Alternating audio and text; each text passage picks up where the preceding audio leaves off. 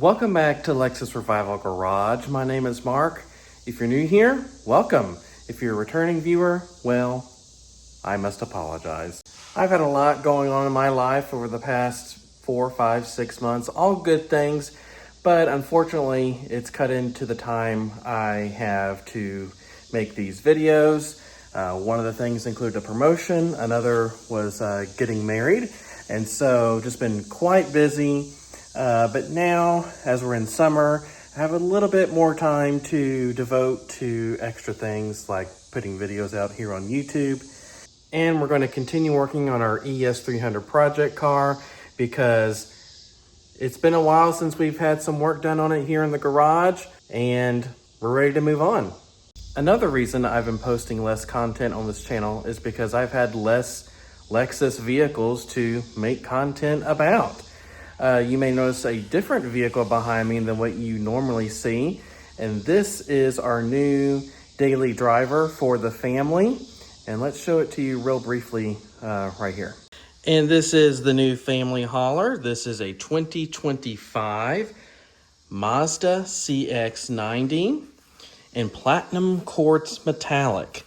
This is the preferred trim, so not the base model, but the next level higher than that. And we love this vehicle a lot. We've had it since February, and it already has almost 12,000 miles on it. It's been to Texas from Georgia twice now, and it's been an absolute pleasure to drive. And what I like the best about this car is the fact that even though it's all-wheel drive, it is the only crossover, 3-row crossover that is, I can think of, that has a rear-wheel drive bias. All of the cars we drove in this 3-row crossover category were front-wheel drive bias, and they were all 4-cylinder, now that I think about it, except for this one. This one was the only one that was fun to drive. The rest of them were just kind of boring and, you know, your standard front-wheel drive car-based vehicle. But this was super fun and engaging to drive. And on the inside, we opted for the grayish interior, which is ultimately how we ended up in a platinum quartz metallic over something like the rhodium white that they offer, because this is the only one they had on the lot in this trim, in this interior color, and we absolutely fell in love.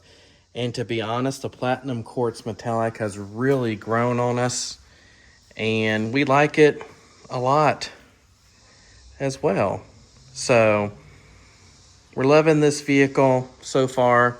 No issues whatsoever, other than the factory tires are Toyos, and they're already almost done, and they don't even have 12,000 miles on them yet. So it's a common issue with these CX-90s. Just the factory tires don't last very long, which is unfortunate, but so far, other than the tires, we have zero complaints about the car.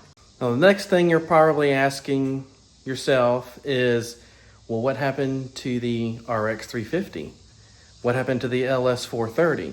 Well, the RX-350, as I mentioned in prior videos, was a gift from my parents. We never expected to have that car, never intended to even have that car. So ultimately, it ended up being traded in on the Mazda here. And I tried to sell it outright, but I just didn't get that much traction on it. You know, it had 200,000 miles on it, and you know, most people are scared by that, even though it was 2-owner, 1-family car and maintained pretty well throughout the course of its life. You know, there just wasn't much traction. The LS430, however, was a different story. I debated long and hard on whether or not I wanted to keep that LS. And really, I did want to keep that LS. That's my favorite car I've ever had. Even the other LS 430s before, I never had the attachment to those like I did the one I had most recently, the one that's been featured on this channel many times. But ultimately, I decided to put some feelers out there to see how quickly I could sell it and what I could sell it for. And once I discovered what I could sell it for, it was kind of a no-brainer. I put a post out there on one of the LS430 owner groups on Facebook, and within 30 seconds, my phone started blowing up with offers. And ultimately, the car got full asking price, which was ultimately just a couple $100 less than what I paid for it 2 years prior, with over 25,000 less miles on it. And that car now lives in Texas. So it was purchased sight unseen by a LS430, a fellow LS430 fan in Texas, and shipping company came here to Georgia to pick it up, and it now lives in Texas.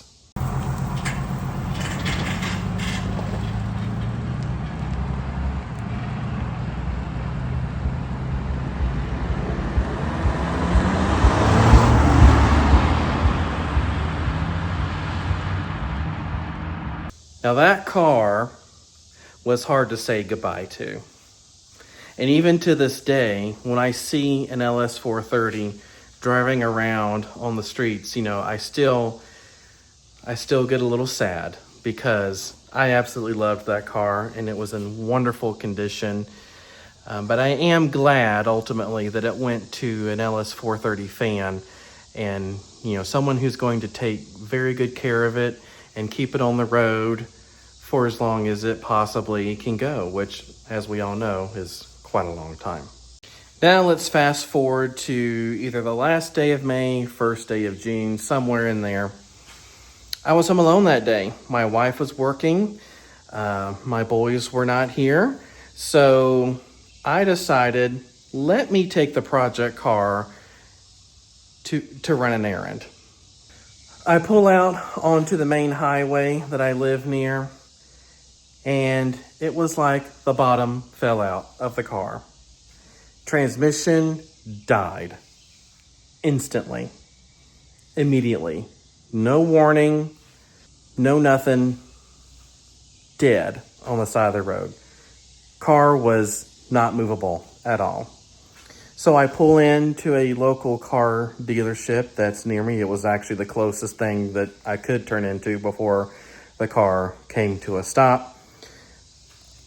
I had enough momentum to pull into a parking spot, and that was it. Car could not be moved. Now, due to liability reasons, the dealership was unable to offer any sort of help for me. So I decided, well, let me see if I can limp this thing back home. I discovered that if I gave it a lot of gas, the car would jerk into either reverse or forward or whatever gear I needed to be in. So I limped it out of the dealership, got back on the main road, and my foot is to the floor, and the car is going no more than 30 or 35 miles an hour.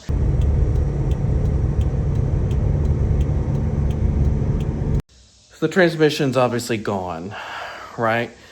Unfortunately, I didn't make it home, but I was able to make it to a neighborhood just a few before my neighborhood and pull over in a safe area with less traffic and wait for a tow truck.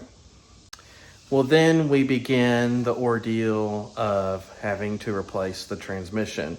Because I don't have a lift here at the house, it was really more work and risk than I wanted to take on here at home. So I had a local shop replace the transmission for me.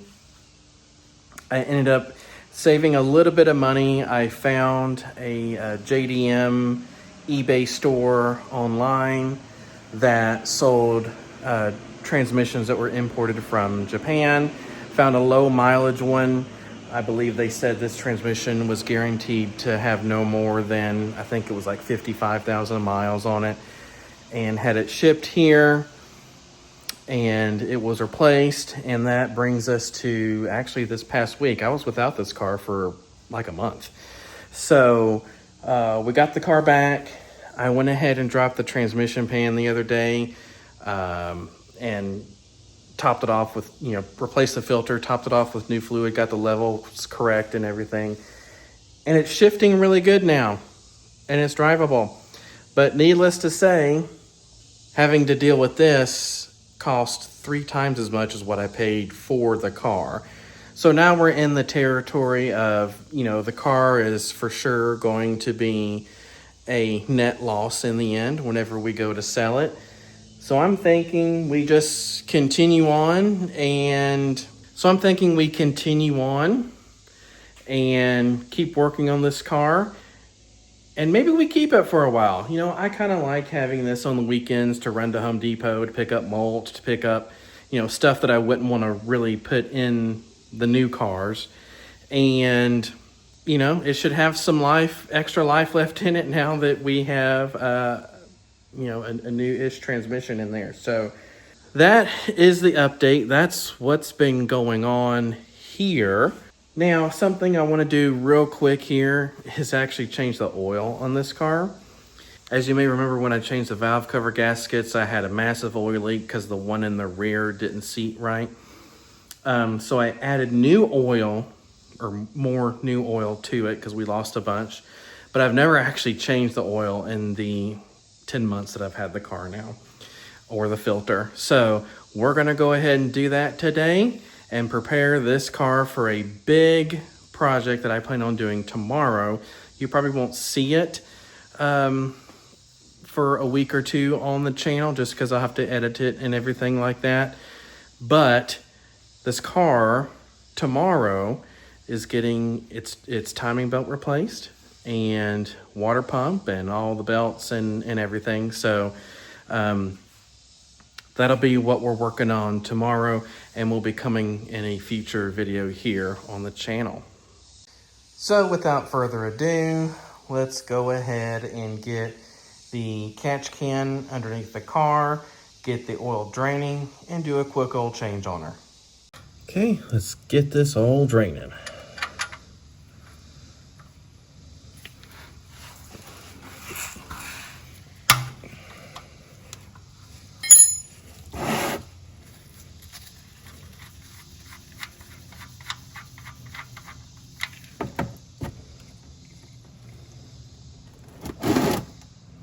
Okay, I've got the oil drained, and there's the filter right there, right underneath the exhaust manifold here. So I'm doing this while the engine is cold for obvious reasons.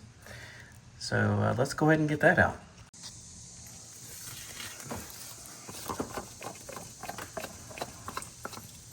I must say, I'm not a huge fan of the placement of this.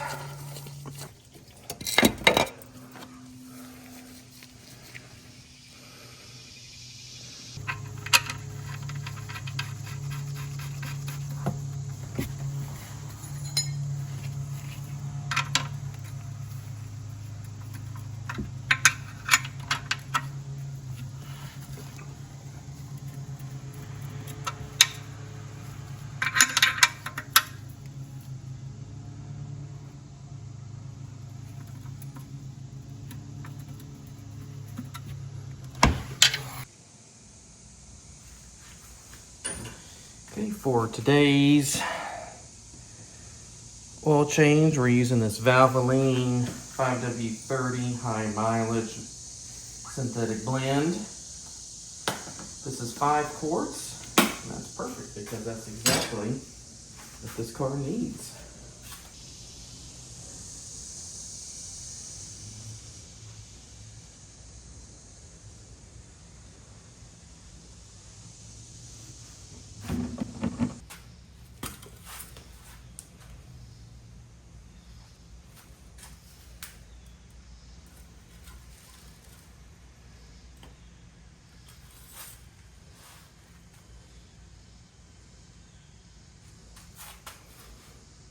We are good, right at the full line. Now just for fun, let's crank it up so you can hear how well she's running.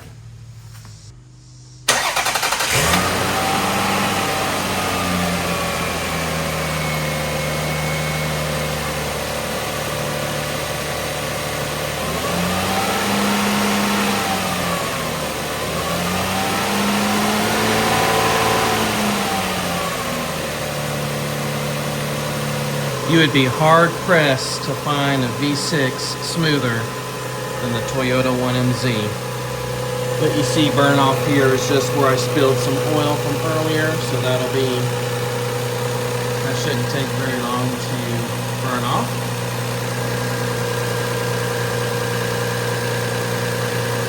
A video that I have in the backlog that needs to be posted still is replacing these radiator hoses. So you'll be seeing that in a future video. But for now, she's running quite well. Well, I hope you guys liked today's video. Once again, I do apologize for the long hiatus there. We're going to get back into this thing and start fixing it up some more, and we're eventually going to get it to as like new condition as we can. I think with the new transmission, this car has a lot of life left in it. Please like and subscribe, comment, do all the things, and we'll see you guys in the next video.